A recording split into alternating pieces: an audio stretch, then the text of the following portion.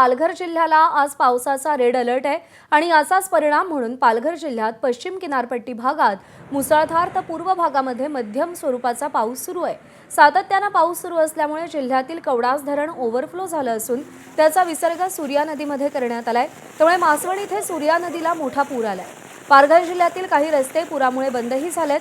आंबेडकर नगरमधल्या घरांमध्ये पाणी शिरलंय। दुपारनंतर पावसाचा जोर वाढणार असल्याची शक्यता वर्तवण्यात आली आहे। याचा आढावा घेतलाय संतोष पाटील।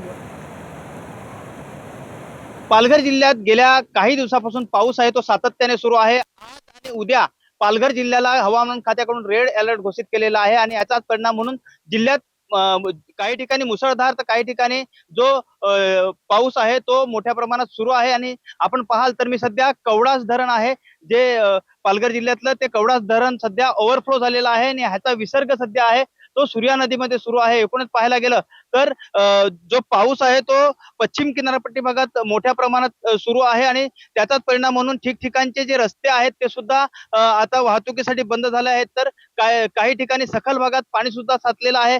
पालघर सारख्या आंबेडकर नगर आहे तिथे घरांमध्ये सुद्धा पाणी शिरलेलं आहे।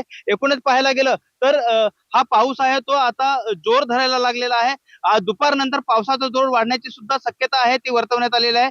एकूणच पाहायला गेलं तर हा मुसळधार पाऊस सुरू आहे आणि ह्या पावसाचा जोर वाढत असल्यामुळे प्रशासनाकडून नागरिकांना सतर्क राहण्याचं आवाहन केलं आहे। जर महत्वाचं काम असेल तरच घराबाहेर पडा, अन्यथा घराबाहेर पडू नका असं आवाहनही प्रशासनाने केलेलं आहे।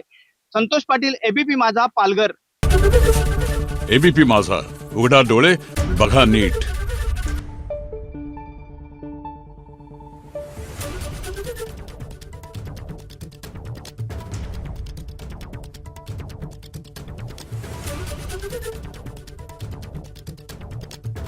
Thank you.